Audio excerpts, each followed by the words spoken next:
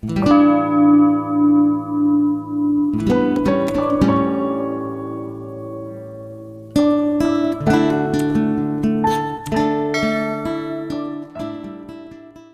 yang terkasih, Yosua adalah abdi Musa yang terus setia mengikut Musa sampai akhirnya dia menjadi pemimpin. Ya, pelajaran pertama yang kita ambil dari Yosua, ingatlah bahwa Tuhan yang membawa bangsa Israel keluar dari tanah perbudakan terus menyertai sampai mereka masuk tanah perjanjian. Saudaraku, ingatlah bahwa Tuhan tetap bersama kita sampai saat ini. Sampai saat saudara mengalami masalah mungkin yang sangat besar menurut saudara, ingatlah bahwa Tuhan tetap bersama saudara, tetap menyertai saudara. Tuhan berfirman, aku sekali-sekali tidak akan meninggalkan engkau.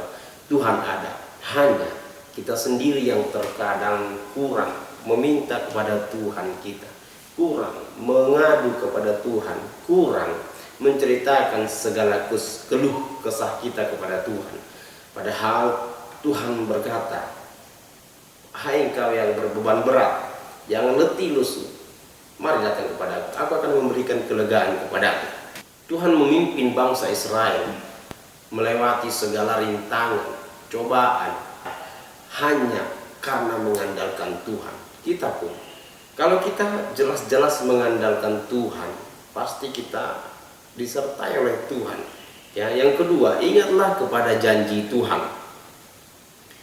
Dikatakan, setiap tempat yang akan diinjak oleh telapak kakimu, kuberikan kepada kamu, seperti yang telah kujanjikan kepada Musa. Seorang pun tidak akan dapat bertahan menghadapi engkau seumur hidupmu.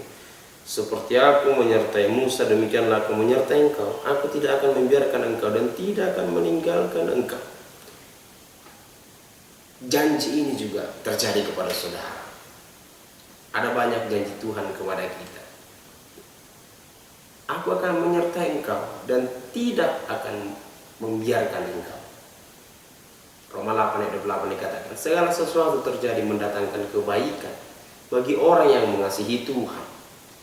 Jika saudara mengasihi Tuhan, saya mengasihi Tuhan, maka segala yang terjadi dalam kehidupan kita ini ada dalam pantauan Tuhan. Jika Tuhan yang memantau hidup kita, pasti Tuhan juga akan membekali hidup kita. Oleh karena itu saudara, mari kita taati firman Tuhan. Ya, dalam Yosua 1 ayat 7 dikatakan begini, hanya kuatkan dan teguhkanlah hatimu, dengan sungguh-sungguh bertindaklah hati-hati sesuai dengan seluruh hukum yang telah diperintahkan kepadamu oleh hambaku Musa. Jangan menyimpang ke kanan atau ke kiri, supaya engkau beruntung kemanapun engkau pergi. Mari kita taat kepada firman Tuhan. Firman Tuhan katakan, kuatkan dan teguhkan hati kita. Jangan menyimpang ke kanan, jangan menyimpang ke kiri. Kalau kita menguatkan hati kita, kita percaya Tuhan ada di pihak kita. Siapa lawan kita? Iblis itu hanya mengecoh, membuat pikiran kita kacau dengan berbagai pencobaan-pencobaan. Namun Tuhan mengizinkan itu untuk kebaikan kita. Percaya saudara, Tuhan itu adalah Tuhan yang sangat baik. Tuhan yang sangat luar biasa. Tuhan yang mengetahui keinginan saudara, kebutuhan saudara.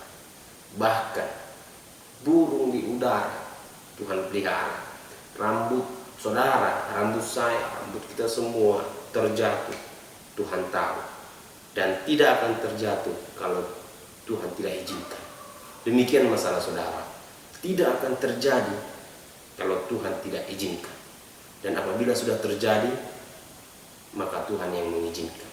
Dan segala sesuatu yang Tuhan izinkan adalah kebaikan untuk kita semuanya. Tinggallah dalam firman-Nya. Janganlah engkau lupa memperkatakan kitab Taurat ini, dalam Yosua 1 ayat 8, tetapi renungkan siang dan malam supaya engkau bertindak hati-hati sesuai dengan segala tertulis dalam. Sebab demikian perjalananmu akan beruntung dan berhasil. Ya. Firman Tuhan adalah keuntungan kalau kita memperkatakannya siang dan malam. Artinya, waktu kita duduk dalam Ulangan 6 ayat 7 dikatakan begini, haruslah engkau mengajarkannya berulang-ulang kepada anakmu dan membicarakannya apabila engkau duduk di rumahmu, apabila engkau sedang dalam perjalanan, apabila engkau berbaring, dan apabila engkau bangun. Harus kita mengajarkannya. Firman adalah kemenangan itu sendiri. Kalau kita mengajarkannya berulang-berulang, artinya kita sedang menanamkan kemenangan kepada anak kita, kepada saudara kita, kepada siapapun yang bersama kita. Karena firman itu adalah kebenaran. Bahkan dikatakan di sini keuntungan. Ya, jadi dunia sekarang, dunia yang modern ini, tentunya saudara yang menyaksikan acara ini adalah saudara yang telah punya sosmed sendiri. Di Facebook saudara, di Twitter saudara, di Instagram saudara. Apakah saudara hanya membuat status-status yang mengeluh, status-status yang mencibir, atau status-status yang memberkati orang? Mari kita pergunakan dari sekarang sosmed kita itu untuk memberkati orang. Ada banyak firman Tuhan yang mau kita share di Facebook kita. Ada banyak tontonan-tontonan yang memberkati kita. Ya, bukan sekedar tontonan hiburan namun menanamkan konsep kejahatan kepada kita. Tapi mari kita lihat, kita tonton tontonan-tontonan yang bermakna, tontonan-tontonan yang sangat bagus. Jaga fokus kita tetap kepada Tuhan. Kalau kita sudah menjaga fokus kita tetap kepada Tuhan, maka Tuhan yang setia dan adil itu juga akan tetap menjaga kita. Supaya kamu mengetahui jalan yang harus kamu tempuh, sebab jalan itu belum pernah kamu lalui. Ya, pada saat perjalanan bangsa Israel dipimpin oleh Yosua, tabut perjanjian menjadi kompas mereka. Tabut perjanjian harus di depan dan mereka di belakang. Artinya Tuhan harus di depan dan kita di belakang. Ya. Artinya Tuhan harus kita utamakan. Kalau Tuhan yang udah kita utamakan, maka Tuhan juga akan memperhatikan kita. Jangan khawatir dengan dunia ini. Jangan khawatir dengan kehilangan. Jangan khawatir dengan apa yang tidak kita punya. Firman Tuhan katakan, cari dahulu kerajaan Tuhan dan kebenarannya, maka segala sesuatu akan ditambahkan kepada. Fokus kepada Tuhan membuat kita terarah, tidak kehilangan arah. Saya ingat kepada Petrus yang seketika dipanggil Tuhan di tengah danau. Ya. Waktu itu Tuhan datang, lalu Petrus berkata, hantu. Lalu Tuhan berkata begini, jangan takut, aku ini, mari. Lalu Petrus datang dengan fokusnya. Tapi waktu dia kehilangan fokus, dia terjatuh. Artinya saudaraku, kalau kita sudah kehilangan fokus kita akan terjatuh. Bahkan kita akan kehilangan arah.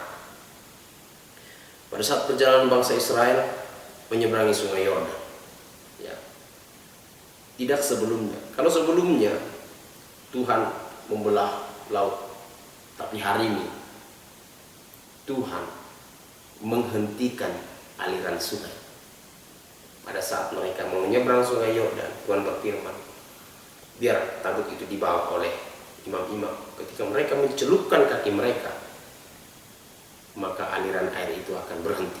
Benar, ketika tabut itu dibawa dan mereka mencelupkan kaki mereka, maka tabut itu akan berhenti. Artinya saudara, mujizat tidak serta-merta terjadi saat kita berdiam diri, tapi saat imam-imam melangkah, saat kita bekerja, mujizat bisa terjadi. Sama seperti kehidupan ini dalam bersepeda, ya, bersepeda. Kalau berhenti, maka tidak ada keseimbangan. Tapi kalau kita bergerak terus, maka akan ada keseimbangan. Sama halnya, kalau kita bergerak, maka Tuhan akan memperhatikan. Yang penting kita tetap melakukan pelayanan, kita tetap melakukan pekerjaan kita. Jangan berdiam diri melakukan sesuatu hal yang tidak berguna. Ya. Dan saudara, mari kita buat tugu peringatan. Seperti apa tugu peringatan? Waktu bangsa Israel menyeberangi sungai Yordan, Tuhan berfirman kepada Yosua begini, Yosua, ambil 12 batu lalu taruh di sini. Inilah tugu peringatan bagimu. Nanti kalau anak-anakmu tanya, apa itu maknanya bagimu? Katakanlah, di tempat inilah Tuhan menghentikan air di depan tabut. Artinya Tuhan bekerja mengadakan mujizat kepada bangsa Israel, supaya ada diceritakan kepada generasinya. Nah, kita sebagai orang tua, apa yang kita ceritakan kepada generasi kita? Apakah kita hanya menceritakan keburukan saudara-saudara kita kepada generasi kita? Apakah kita hanya menceritakan cerita-cerita yang tidak bermakna? Sudah adakah kita ceritakan Tuhan kepada generasi kita? Nah, Tuhan ingin kita menceritakan Dia kepada generasi kita, menceritakan bahwa Dia pernah memberikan mujizat kepada kita, kepada generasi kita. Saudara yang terkasih, renungan yang sangat singkat ini biarlah memberkati kita semuanya, agar kita tetap mengandalkan Tuhan dalam kehidupan kita. Sebab karena Tuhanlah saudara ada di dunia ini. Kejadian saudara bisa hidup sampai saat ini adalah sesuatu yang ajaib. Dalam Mazmur 139 dikatakan, kejadianku dahsyat dan ajaib, ya kan? Tuhan yang menenun kita dalam kandungan. Bahkan Tuhan berkata begini, pada saat kita dalam kandungan, Tuhan sudah mengenal kita. Nah, saudara, Tuhan mengenal kita, tapi Tuhan tetap mengizinkan kita hidup sampai saat ini. Kalau kita pikir-pikir dengan pelanggaran-pelanggaran kita, mungkin apabila nih kita sebagai Tuhan, mungkin kita akan berkata, udahlah, banyak pelanggarannya itu, banyak dosanya itu, udahlah, hilangkan aja itu. Tapi Tuhan membiarkan saudara hidup, Tuhan membiarkan saya hidup, Tuhan memberi kita kesempatan. Untuk apa? Untuk kita bisa memuliakan Dia, untuk kita bisa mengagungkan Dia. Karena itulah tujuan kita diciptakan Tuhan, supaya kita menjadi penyembah-penyembah, sama seperti Daud menjadi penyembah-penyembah. Dan itulah yang dikenan oleh Tuhan. Jangan menjadi pesimis dengan mengandalkan pikiran kita sendiri. Firman Tuhan katakan, terkutuklah orang yang mengandalkan pikirannya, tapi diberkatilah orang yang mengandalkan Tuhan. Ya. Mari kita andalkan Tuhan dalam setiap perkara, dalam setiap kehidupan kita. Sering sekali kita apabila sudah ada perkara, kita mengandalkan pikiran kita mengandalkan kekuatan kita, padahal Tuhan ada. Tetap di jalurnya Tuhan.